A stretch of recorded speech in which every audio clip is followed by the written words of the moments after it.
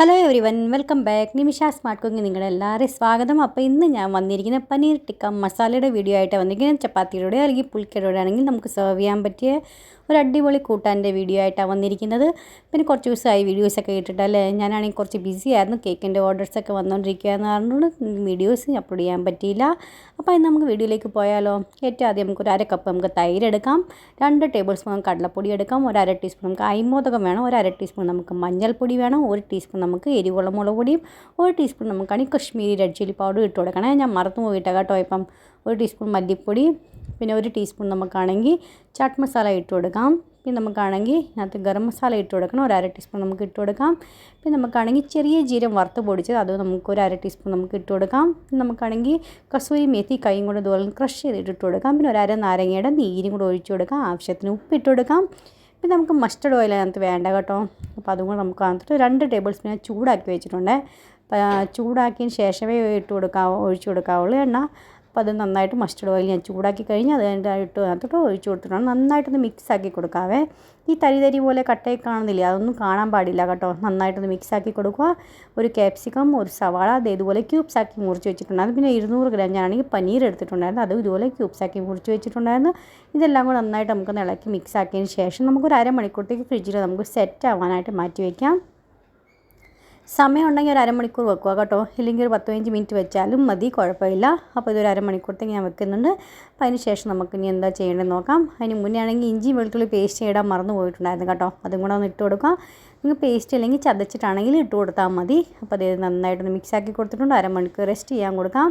അതിനുശേഷം നമുക്കൊരു പാൻ അടുപ്പത്ത് വെക്കാം. പാനിൽ നമുക്ക് 2 ടേബിൾ സ്പൂൺ എണ്ണ ഒഴിച്ച് കൊടുക്കാം. എന്നിട്ട് നമുക്കാണെങ്കിൽ അതിനകത്ത് നമ്മുടെ മസാലയൊക്കെ പുരട്ടി വെച്ചേക്കുന്നില്ലേ പനീർ, അതൊക്കെ നമുക്ക് അതിനകത്തോട്ടൊന്ന് ആഡ് ചെയ്ത് കൊടുക്കാം. എന്നിട്ട് നന്നായിട്ടൊന്ന് ഹൈ ഫ്ലെയിമിൽ വെച്ചൊന്ന് ബ്രൗണിഷ് കളർ ആയി വരുന്ന തിരിച്ചു മറിച്ചൊക്കെ വിട്ട് നമുക്ക് നന്നായിട്ടൊന്ന് ചെയ്ത് കൊടുക്കാം കേട്ടോ. ഇത് വിട്ടിട്ട് പോവല്ലേ, അടിക്ക് പെട്ടെന്ന് പിടിക്കാൻ ചാൻസ് കൂടുതലാണ്.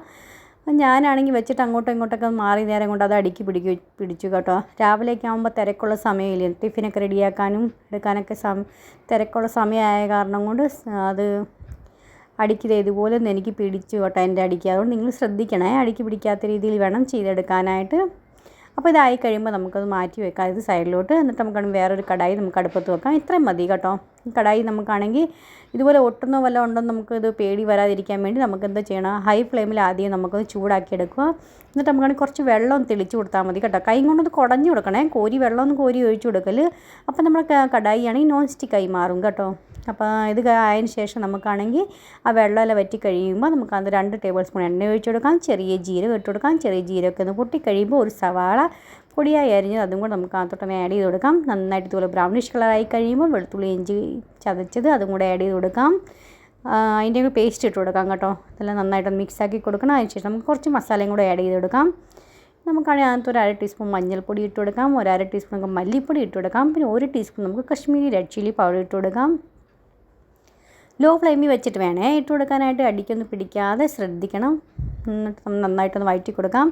2 തക്കാളി ഞാനാണെങ്കിൽ മിക്സി ഇട്ടൊന്ന് അടിച്ചെടുത്തിട്ടുണ്ടായിരുന്നു, അതിൻ്റെ പ്യൂരി റെഡിയാക്കി വെച്ചിട്ടുണ്ടായിരുന്നു. അപ്പോൾ അതും കൂടെ നമുക്ക് അതിനകത്തോട്ടൊന്ന് ആഡ് ചെയ്ത് കൊടുക്കാം. മസാലയ്ക്ക് മൂത്തതിന് ശേഷം വേണേ ഇട്ട് കൊടുക്കാനായിട്ട്.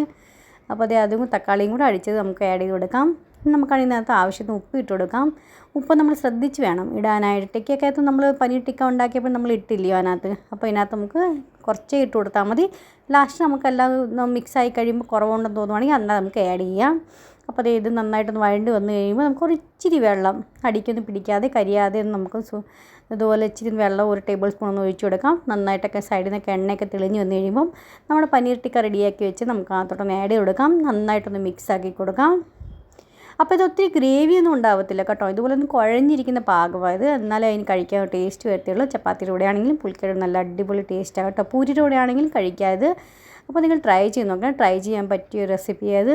ഫ്രണ്ട്സ്, നിങ്ങൾക്ക് എൻ്റെ റെസിപ്പീസൊക്കെ ഇഷ്ടപ്പെടുന്നുണ്ടെങ്കിൽ ഫ്രണ്ട്സിനും ഫാമിലിക്ക് ഒന്ന് ഷെയർ ചെയ്ത് കൊടുക്കണം. പിന്നെ ഇതേവരെ പുതിയ കൂട്ടുകാർ സബ്സ്ക്രൈബ് ചെയ്യാത്തവരും സപ്പോർട്ട് ചെയ്യാൻ മറന്നു പോലെ.